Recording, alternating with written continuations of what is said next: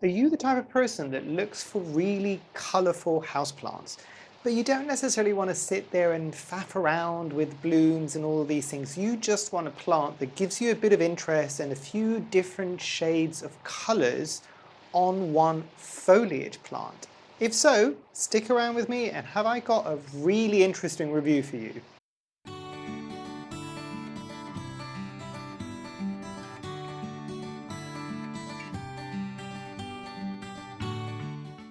Hi, my name is Memo, this is my channel, Houseplantygoodness, and essentially it's a place where I like to geek out about my big passion. You might be able to see some of it behind me, it's tropical houseplants. So yes, I have got a very, very interesting plant for you, and I'm going to be picking it up now so you can kind of see what I'm talking about. And I'm going to hide myself so you can kind of see it grows a bit wild. You can see the coloration that I'm talking about there and on some of the newer growth here. Now this lovely plant is the Marcgravia sintenisii. The title will have it. I'm very sure that nobody's really going to be searching for this plant by the name because I don't think a lot of people are aware of this plant, but I will have it in the title nonetheless, and I will put it somewhere at the top as well because I'm probably mispronouncing it entirely. But this is a very cool trailing plant. Yes, before anybody says, you might be able to see the foliage there, and if I hide myself so it can kind of focus a bit more, you might look at this and go, you know what, it is a shingler, and you would be right. But unlike a lot of shinglers, and this is part of the reason why I picked this up, this can also trail quite nicely. So without further ado, let's dive into the first topic.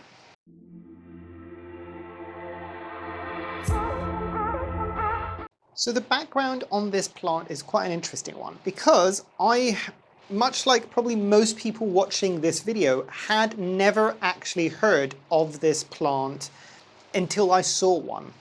And it might have even been the very first houseplant swap that was happening in London.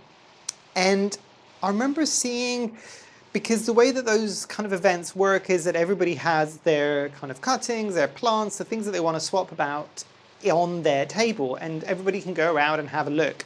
And I had spotted this one because the person that was swapping it, I think, had a rooted cutting and it had some new growth on it and some older growth on it. My one's a particularly bad example here because it gets way too much light, but if you give this slightly lower light than what I'm giving it, because it's at the very top of my conservatory, so it's getting the brightest of bright indirect light. So bear that in mind. This is one that will get kind of a bit more red on the tips, and then it will fade down to kind of a yellowy orangey color, and then it will fade down to a bit more of a bronzy color, and then it will fade down to a lighter green, and depending on if you've got it in a bit more shade, it will also go to a darker green. So you do get a very much, I hesitate to use the word kind of rainbow, but it's more kind of ombre. So it goes through a lot of kind of color shifts before it stabilizes on its kind of green form.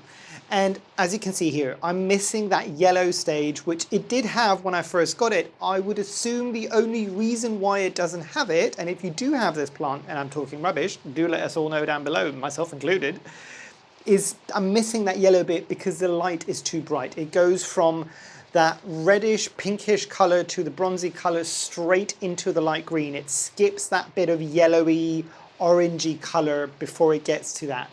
However, coming back to the original story of when I first saw this, it was on the table and I'm just like, you know what? The way that it works, you all go around and have a look at the plants, and then it all begins, and you can go and find the person who has got that plant, that cutting, and say, look, I really would like to swap with you for that plant. Which ones, if you want to have a look at some of my plants, which ones would you be open to swapping? And if not, we both move on with our lives and find other plants to swap. That's fine. And it's surprisingly very kind of civilized and very polite, actually, which is very good.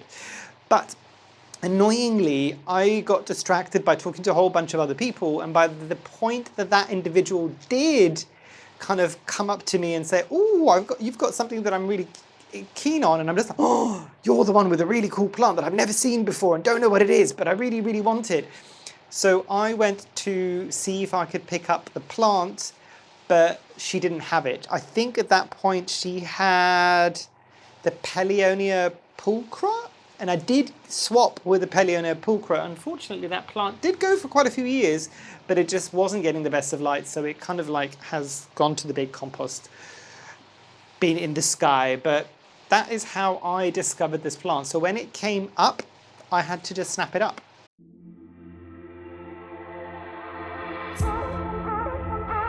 So it's coming into a speed of growth for this one. And I have to say, I am thoroughly surprised by this. Yes, the kind of form can be a bit wild and kind of untamed, but I find that that's the case with a lot of trading plants. That's why this is in a hanging basket kind of type scenario and it's quite high up. But with this one, I would say, so it's going to be tricky to do the usual example because you can see the way that it grows is it does a pair of leaves every time it comes through. So let's try with a benchmark that I usually do. So in the growing season, in my space, in the conservatory, in the UK, with whatever that might mean in terms of heat, humidity, all of the above, and the kind of airflow that I've got in here, I will usually get 2 to 3 new leaves on a pothos stem. So that gives you an idea of kind of speed. With this one, it's tricky to say new leaves because if I give you this entire kind of stem here, this was probably only about this long, probably when I got it. So I think this is probably just around a year or just over a year or just under a year. It has grown quite a few leaves. It is a smaller plant and the leaves are smaller, so it does take a while. But because usually you get them as quite full plants, the cutting that I would have got would have just been the one and I would have had to propagate it all the time. But it is one that will kind of get big quite easily, and I am picking pests off this, and I will be talking about pests in detail about this plant in the pest section. But this is a plant that does grow exceptionally well, exceptionally fast as well. So if you want something that's going to fill the space up relatively quickly, in a measured way, because it's smaller, it's more diminutive, this isn't going to be, again, let me maybe give you a better benchmark. It's not going to be the same as a Tradescantia. So the Tradescantias will grow super fast, but they'll also drop higher leaves and it can look a bit bare and barren, and then you'll get some down below. And Tradescantias, again, depending if you're in a warmer part of the world and you're growing it in the garden, and if you are very brave because it's very difficult apparently to get it out of the garden. It is more of a crawler, as in like it will kind of grow along the top of a soil. This is more of a shingler, so it will want to attach against the tree trunk and then climb up. And let me see if I can give you an example. Hopefully this is going to focus enough. If I hide myself, you might be able to see those little rootlets that are happening along the growing stem. It would attach and shingle upwards. I think I have also seen kind of pictures of this online, kind of more mature forms where it's maybe growing up, again, in slightly warmer climates, but growing up maybe somebody's kind of wooden fence panel. And I don't think the leaves get much bigger. I don't think it's that type of a shingling plant. And also you can kind of see this as well. This plant is not shingling, it's just trailing there. But compare the size of this mahusive leaf at the base to those leaves. So it's one that can grow quite quickly for its size.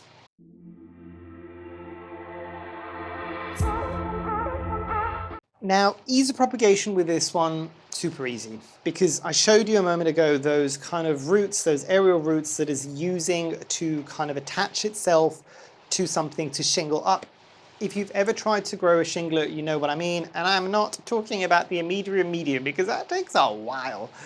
But this is one that if you've got something like a prop box and you've got like just a layer of damp sphagnum moss on top and you just take a cutting, flatten it onto the damp sphagnum moss, make sure it gets loads of light, make sure the humidity is there for it, it will root out. And The beauty of something like this is you can take one vine, chop it back really hard, you've still got a very full plant, and then do individual cuttings of that one vine, and then you could essentially grow enough small cuttings to fill in a pot so you've got a full plant.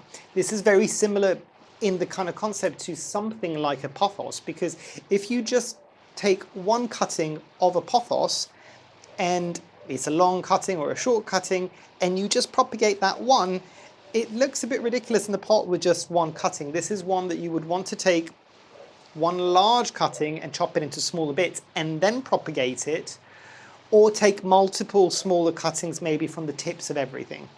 And that should do you really proud with this plant, because it is just a ferocious grower. As I said, I am growing it in this space, so there does need to be that layer of information that you need to think about it, but as long as you're propagating it onto something that's retaining the humidity, so it might not be damp sphagnum moss, you could probably, I've not tried it, but you could probably try this on something like perlite, things like that, probably even soil, if I'm being honest, some kind of soil media. As long as the humidity is kept high enough so it can root, you should be good.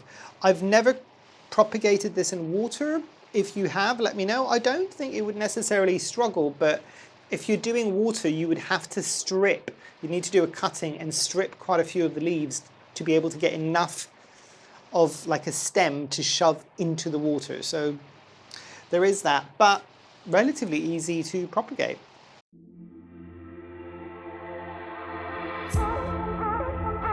Now, availability with this one, and this is an interesting one because, as I said, it wasn't one that comes up very often. Do I think that this plant is rare or kind of uncommon? Not necessarily, not in the traditional sense.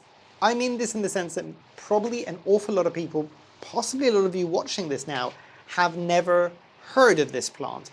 So they don't actively look for it, so there isn't an active demand for the plant. So you might notice if you're buying things from plant stores or big box stores and things like that, you tend to maybe be introduced to some plants that you've never heard of before. And that is something that a lot of the commercial growers, at least in the Netherlands, would do. I would assume it's probably the same around the world, where they're like, okay, let's grow our main crop, which is all the plants that everybody's asking for and they've loved for years, or maybe ones that think people are getting into. For example, the fact that you can get like a queen anthurium. I'm pointing backwards towards where my queen anthurium is. And propagate that a lot because you know that there is a demand for it now. They'll propagate things like pothos because there's always going to be a demand for pothos. But in between all of that, usually they'll have individuals within their kind of establishment, organization, whatever it might be, the growers organization, that will go, oh, you are tasked to go and find really nice and interesting and kooky plants that people might want to buy that they've maybe never seen before because they get that novelty factor.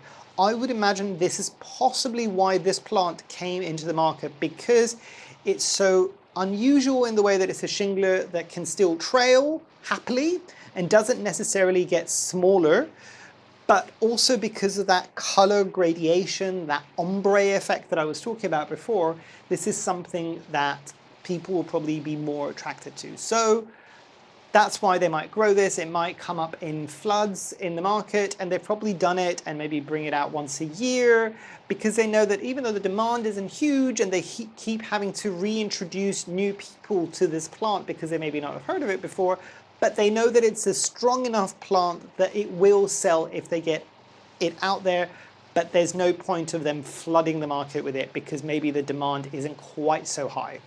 Hopefully this video might change that. I'm not saying that I'm a big enough influencer, I'm not an influencer, I'm just a content creator to make a difference there, but this is a very underrated plant in my opinion and super, super easy to grow even with the pest issues.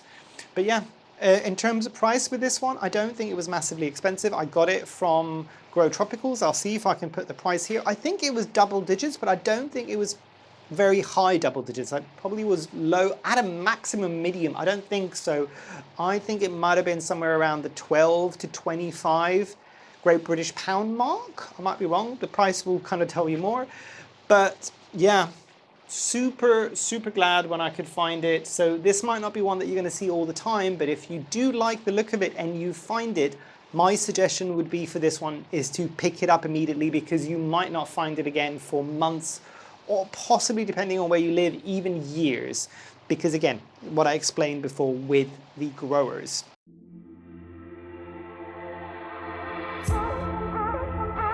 Now let's come into pests, because I've talked about this enough whilst I'm sitting there picking out pests from this one. Does this suffer from pests? Yes. I don't think that's any surprise, seeing that you've seen me for most of the video trying to pick pests off this. Any specific pests on this? Yes, 100% mealybugs.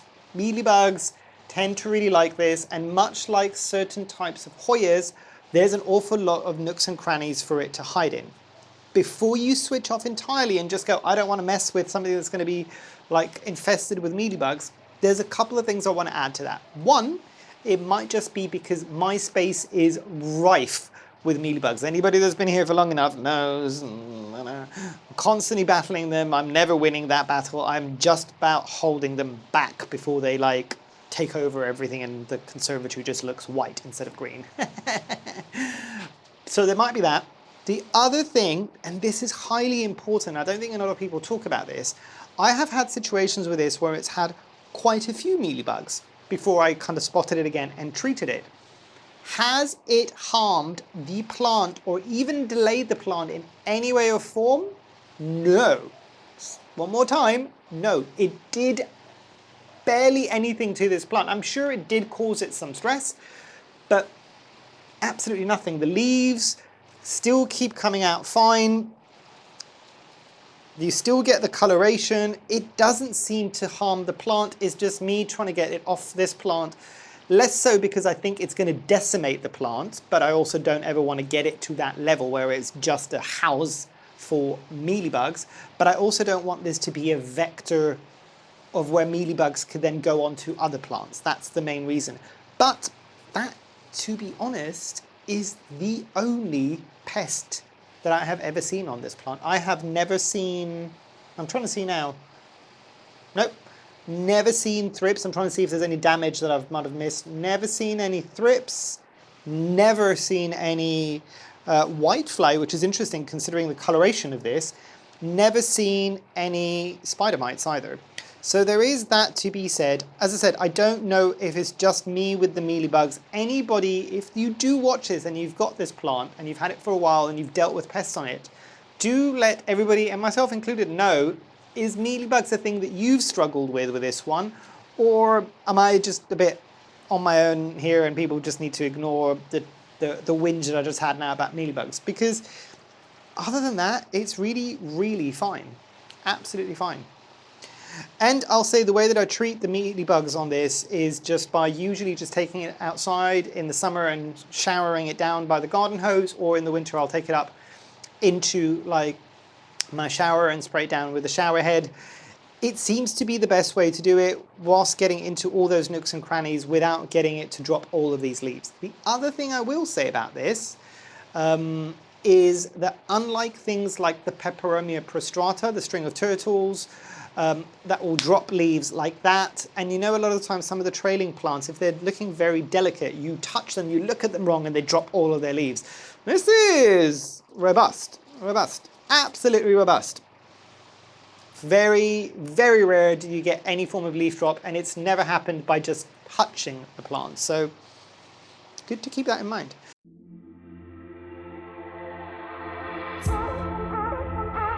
Now, accessories and care for this one. I would say there's a couple of ways that you can grow this, and it will also depend on kind of what accessories and care you're going to need to give for it. So, first things first, I'm growing this in a hanging basket. So could you grow this happily in something like a hanging basket? Yes, absolutely fine. Will the leaves be a bit smaller towards the end, but they don't get too diminutive? Also yes. Could you grow this on a plank? Yes. That arguably might be a better option if, like me, the background story, and you get maybe a cutting of this from a friend, or you do a swap with somebody and you've only got the one cutting and you maybe don't want to do multiple cuts and propagate multiple sections to have a fuller pot. and you just maybe want to keep 1 or 2 long growing parts, then I would actually say, does this need, I don't think this would ever really need a moss pole desperately. If you want to grow it as a shingler, you could put it on a moss pole. Obviously that's not going to cause you any issues whatsoever, but you could also grow this on a plank quite happily.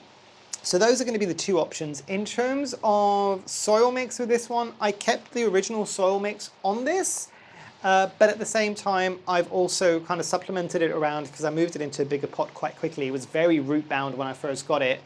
I moved this into an anthurium soil mix because I'm not messing around with a lot of my plants now.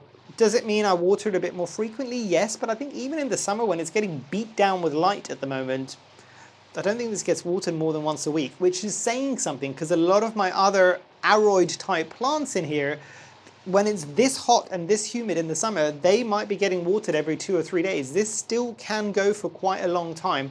You really need to pull back on watering on this in the winter because it does grow a bit and it does slow down. It doesn't stop entirely, at least it hasn't in my experience, but you will need to kind of adjust it. Now, in terms of light with this one, I would say bright indirect light is your friend.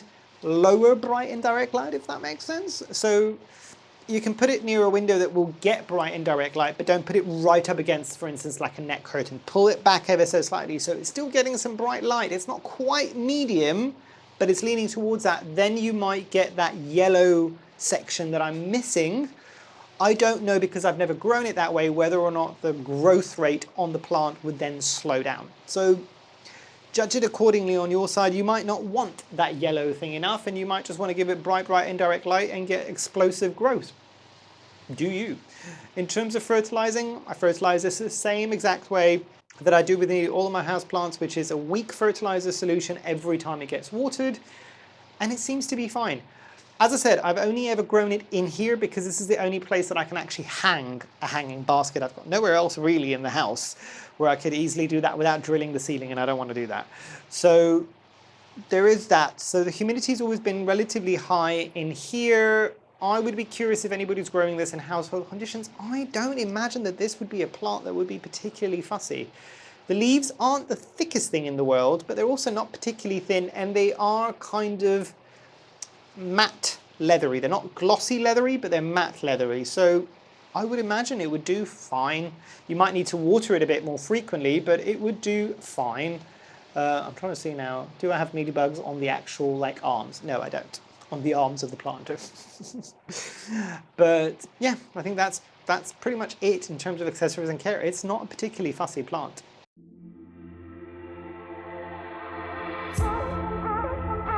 So let's come into some final thoughts with this one. So I'll start off, as I usually do, is if I didn't have this plant, knowing what I know now, would I purchase this? Yes, I think I would. I think I would. It's brought me a lot of joy. It does what it needs to do. There is something to be said about plants that you don't need to baby. And even though I was mentioning about the mealybugs, even though you've seen me throughout most of the video trying to squish most of them off, this is an unproblematic plant. It really is. It only gets my attention for 5 seconds, 10 seconds when I first water it, whenever I water it, and that's it, and I'll deal with it a bit more. I might have that extra step once a month if I need to spray it down. But other than that, this plant is a good plant. This plant is a good plant. I would love to keep this in my collection if I didn't have it, knowing what I know now, because there is something to be said about unproblematic trailers, or trailing plants. Now, in terms of score, where would I score this? Solid 7. Solid 7 out of 10. So 0, 1 being the worst, 10 being the best. Solid 7, I'd say. I don't know if I'd go as far as an 8. It doesn't set my world on fire. But this is a good, solid houseplant that trails. It's unusual. It's not like everybody else. It's not like every other trailing houseplant that you can see. It is a shingler. It's not also a shingler. It is a shingler, so you can grow it in different ways. It propagates relatively well. You've got that gradation in terms of the color, that ombre effect that I was talking about. There's a lot of things to like about this plant. And the fact that it just consistently grows. It doesn't have any issues whatsoever. And that color is so special and unique with this plant because we don't get a lot of plants. We get colorful house plants, I'm looking at the Begonia breviremosa that is almost entirely pink. We've got the Dark Lord that is like red and black almost. You do get colourful plants. You get the yellow variegated plants as well. But very rarely do you get plants where the same plant itself shows such a color gradation. I know some of the anthuriums, when you get the emerging leaf, it's a different color, and some of them are sold specifically for that, but they all kind of go back to a green color. This does as well.